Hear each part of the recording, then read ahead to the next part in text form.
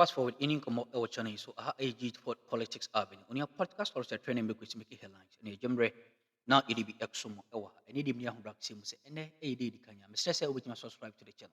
Hit notification bell so share na afo front so answer into me. Any dim ya hubrak sim Mr. Say yanko eye yensim. Na aye 2020 and 2024 election violence itimi echo so do Onia me no kasai aban no any abri pa enya asemkoto me no kasai nipa maaku 21 ena odi wo mu akwa gina eye emra no se emra eni omundi abra omu basa yo ema nipa maaku 15 etim efri mu na nipa maaku 40 inso eprepra ya onia na enye asemkoto akra na me no kasai NPP amanyako no nso ehum afolifoli ma onia case no ehu yi pa na prosecution no enche ebekoso abra omu standard trial GH politics avenue mesrex at this point in time yemo imro nsemi mi na yenhwe ne yeko ene de ba GH politics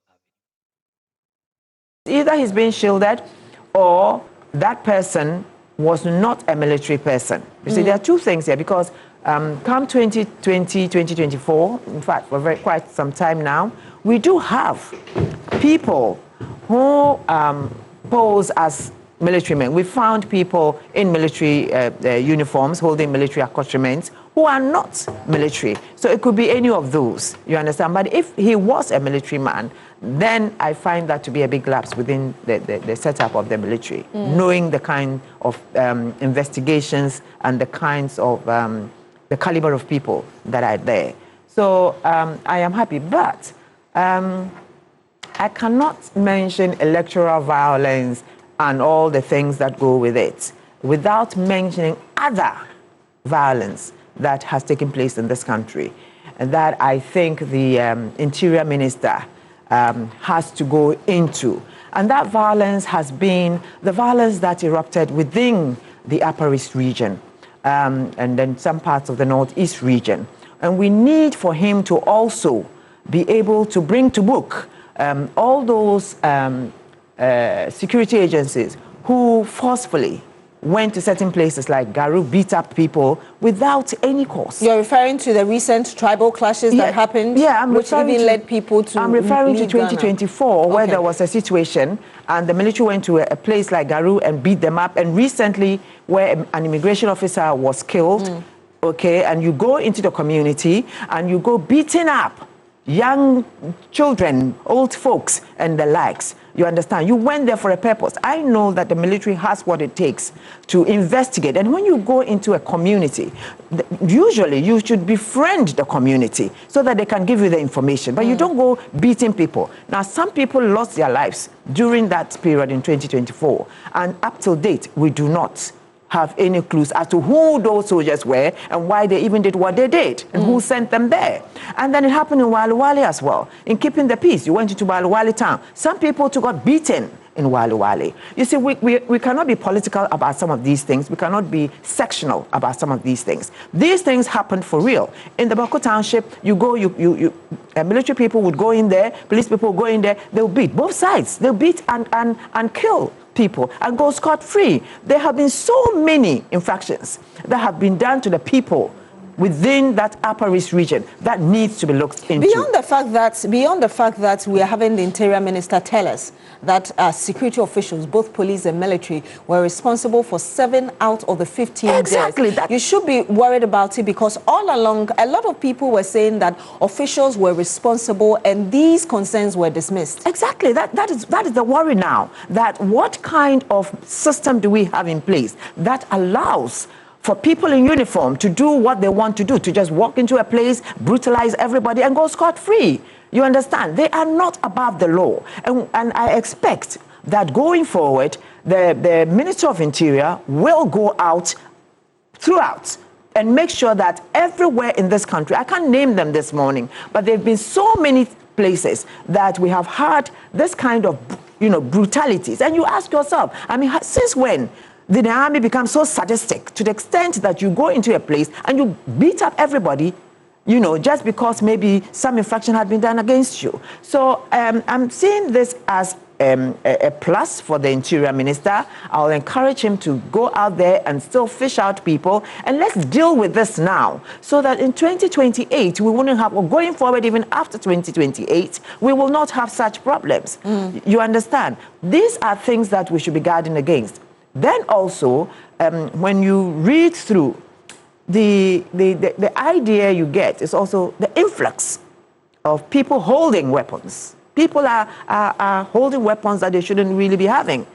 And until we get to the core, you know, of where these weapons and who is supplying these people, why do you go to a political function with a weapon, with a gun or a knife? How can we stop that? How can we stop people from going to those political functions just, you know, without weapons? So I think we've already had the Commission on Small Arms and light weapons already complaining that there are so many weapons in the system, which is why recently we had the boss, Adam Buna, issue that statement indicating or actually asking people, and it's supposed to start this month, to bring their guns for they should just bring their guns and they will not be prosecuted. So it speaks to the fact of how much weapons we have in our system, which makes it easy for people to even go to election areas with them. Yes, it's not just even for the elections, for the security of this country. As we sit and we know that next door to us, there's this terrorist activity going on in Burkina Faso and the likes, and sometimes they even get to enter here. When you look at those things, you get scared. Because if people are getting weaponized, you know, without us tracking and knowing who and who has a weapon, who and who has been able to, has been given a license to import pump-action guns and the likes, and yet people are holding them, then you realize that we are sitting on a time bomb. You understand? So we must look into this. We must try as much as possible to flush out these weapons in the society. And of course, we do have with us as well Hajia Gloria Amenu, who is women's organizer, United Party. Thank you very much, ma'am, for joining us. Good morning to you. Good morning. Yes. Good morning. And we've been joined as well by Nanaya Achempem. Let me add that one. Jantwa, presidential staff. Good morning to you as well, ma'am. It's great to have you. Are you now selling here? We're showing you biscuits. Oh, assembly, so simple. Are you selling? Are you selling? We are whetting your appetite for the peck biscuits. So that I can take one. Yes. Yeah, you can try that perhaps when you leave. Yes, but before I come to the other panelists who have just joined us, Madam Ayana, I just wanted to ask you, you were saying that in terms of the military official, that's the Interior Minister, or the information tells us that could not be traced, you're saying it is either he's been shielded or it is a real lapse in the system. Would you then recommend... The person was not a military person, yes, but maybe had the uniform as usual. Would you recommend, for instance, cameras on them, like we've seen the police deploy now, cameras on police officers, so that wherever they are sent to and everything they do, it is recorded and people can really hold them accountable if they do the wrong thing? I don't think that we need to have cameras on them. You know, the army is a different kind of setup altogether. And I know that before a military man can go somewhere for any kind of operation, there must be somebody who would have told them to do so. So all we are saying is that the military must be up and doing. You know, they should try and get, there's a bit of indiscipline. We found some bit of indiscipline where soldiers just feel like we are in it and we can do anything. And sometimes they go out of their way to settle scores. You understand? That is what I'm talking about. If you send people, for instance, I would want to know who were those people who went to Garu, you know, to go and brutalize the people of Garu. What are you going to do about them? How about, and I was also happy about the compensation. Are you going to give compensation to all those people who have been killed in all the places? It's not just the election, not the election, but in places that there have been conflict where forces have been sent and they have brutalized people, they have murdered people. Are you going to compensate them? Because I think that the people of Boku, the people of Induri, the people of Waliwale, the people of Nalergo, the people of wherever, who had the military brutalized them should be compensated if there's going to be any form of compensation. And also, we must know who went there to commit those things. You understand? When there is a situation, the civilians are not part of your problem. You are looking for particular people. So once you go in there and you just brutalize everyone, beat up old women, beat up children, destroy things, why? So someone must pay for those things. Someone must pay for lives lost. Someone must pay for those limbs that have been broken. Those are the things that I'm talking about. As we go through as a country, we must learn to be fair to everyone. Let's not be selective in justice. Justice must run across for all. You understand? Let's not be selective in justice. No, Let me get your not. preliminary thought as well, Madam Amenu, women's organizer with the United Party. You're welcome. Good morning to you again. Good morning. Thank you for having me. Greetings to all United Party members, especially our leader, Chief Alan Kojo-Mantin. Okay, so this issue is not that we should take it lightly at all, especially when it comes to the fact that a lot of people think it's normal when it comes to election violence. We shouldn't take it normal at all. It's been something that we've been battling with years, almost all the time when it's election year. So I think that, fast forward, almost all the policemen, the military people that are being assigned to duties should be really scrutinized. If their identity is not clear enough, I think that they shouldn't be assigned to any post at all. When a lot of people take arms, they become so emotional about it. Some of them also think that they can take action or take the whole situation on their own. So I think that we shouldn't be so light about it when it comes to this issue. And our minister has been so good onto this issue that the research and everything and the outcomes that have been done so far is very brilliant.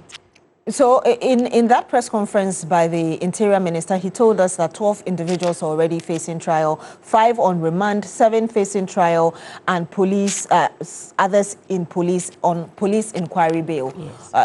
You think that perhaps is not enough? It's not enough. For now, the research is good.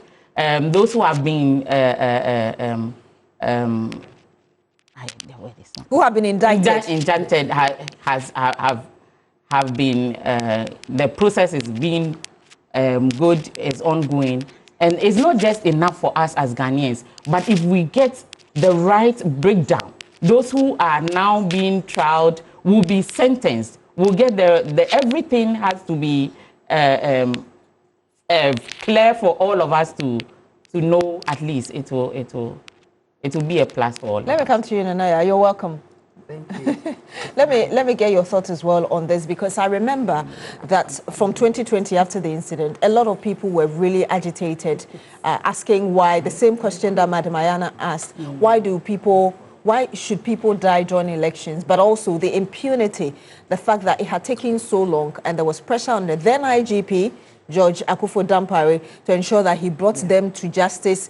We don't seem to have seen much. Ahead of the 2024 general election, the chairman of the governing NDC, Johnson Esiedun Ketia, actually said that the party was not even going to sign any peace pact if the government and security agencies were unable to bring to book those who were responsible for the deaths. Unfortunately, we saw 6 more people die last year, and now we've had the Interior Minister bringing us updates. Thank you very much, Beatrice. Good morning to your viewers. Good morning to my sisters. Auntie Darling, I've missed you. I've missed you. My dear, it's been a long time. Congratulations on the formation of your party. Thank you. I've been out of Accra. I've been out and about 16 regions traveling, and I'm now settled here back to my home. I don't miss the traffic. Sorry for being late. The traffic is terrible. And I also don't feel okay to put a siren in my car. I want to, because it's not fair that other people will be in traffic and I would I would have a siren, or any other person would have a siren, or bypassing the traffic. So I had to go through it. Sorry, forgive me. You know, one thing that struck me was that 2020, 2024 is good. But what happened to Ayawaso West Wogon? The people who were maimed, the people who lost their limbs, who are incapacitated. I believe that Honorable Muntaka has done well, taking the bold step to implement the policies, the reports that has come out, but he has to also look at others like Ayawaso West Wogon. He already called for the full implementation of the report, and we'll go into that. Yes, Ayawaso West Wogon, the people who were named, they have to be compensated. But I heard you say that some people are on police inquiry bail. Yes, that was the detail we're giving. The point is that how can somebody who has killed anyhow, without cause, be on bail? Do you get me? If you have killed without cause, rampant killing, and you are on bail. Is it not because the investigations are still ongoing, which the Interior Minister made clear? You can be inside and still investigations will go on. People are taken out of prison to be interrogated if they are found to be witnesses in a case. So why can somebody be on police inquiry bail? Perhaps based on the evidence given. They want to be sure that people are treated fairly, even in the midst of the process. But I am saying that, see, that thing hurts me a lot. This thing, you are innocent till proven guilty. There are times that you can see clearly that this is what happened. Look, yesterday I was on another platform. I came 2 days ago, so yesterday I had to just make myself available. There is a member of parliament, I don't want to mention his name. He said that the boy who was killed in Techiman was his aide. And at the end of the day, they arrested his driver. I think he's called Nabo Maiga, former MP. He said his driver was arrested for the killing when his driver did not even have a gun. Do you get it? You know, Beatrice, when a gun is shot, the bullet that comes out of that gun is always accounted for. Because you go to the armory to take either an AK-47, a pistol, whatever, and the bullets that are given to you, even if one leaves that gun, it should be accounted for. The people who died with a gun, the bullets in their body, when the postmortem is done, they do not carry or bury the bodies with the bullets. The bullet is taken out, and whichever gun that held that bullet is known, and it is to a name. So why are we finding it difficult to get the people? All these years, 8 years, my dear, you see, it is just an example of a failed government, and that is the NPP. It took 8 years. An example of a failed government that does not care about Ghanaians. They think that Ghanaians are nobodies. They were just interested in being in power. How many times didn't we say that we have to deal with the people who are dead? We have to deal with the issues that brought about their deaths. Because everybody was quiet. The government that had the machinery of the security apparatus in this country, that was the New Patriotic Party, headed by His Excellency Nana Addo Akufo, saw Ghanaians being killed as rats, and they didn't care. So we all hoped with prayer that 2024 will be different. And the same thing happened, albeit with lesser numbers. But nobody should die because of an election. We should not lose a life because of an election. Who gave the people the impetus to shoot? Even the 2024 elections, the military, they were not active. Did you see it? Yes. I mean, that was the agreement, because there were a lot of complaints that they should not be close to elections. Yes. And we had, I think, both the EC chair and other officials indeed confirming or assuring that they will not be there until the situation got out of hand. But I am saying that you saw a civilian even fighting a military man. We don't know whether it was a true military man, but he was in uniform. That's the only way we could identify. Do you understand? The person did not even, even touch the civilian. So who killed the 6 in 2024? Is it the police? Or are there tags that they put a police uniform on them? We do not know. I remember, you see, one thing stays with me, and it stays with me very deeply. As you said, Honorable Edwin Ketia, chairman of the NDC ruling government, we went for an peace council meeting, and Chairman Esiedu talked about this. And I remember I asked the question that what is the IGP doing about the people who have been killed? The response was that the IGP said that they are not getting people to come out. So I said, which people should come out? When a gun is shot, the bullet itself is evidence. He said nobody is talking to them. When they try to investigate, nobody says anything. And that was Akuffo Dampare. And I was highly disappointed in him because I had a lot of respect for Akuffo Dampare. And that day, when that message got to us at the peace, we were all saying, how? That you say you cannot get people to testify. So the people should just die as rats. Is this not an example of a system that has encouraged impunity over the years? The reason, of course, it took 8 years for us to hear some information on the progress of investigations. But really, military and police officers have been killing people, brutalizing people. But we don't seem to hear of what happens to them after the information even comes out. So the question I'm asking you is what we're seeing now, the reason you're blaming the we and some ahodo timi course watching on so mamma was so jimre award send so body edi adumbi edomania unia yebesan shem na yasumuyi ba GH politics are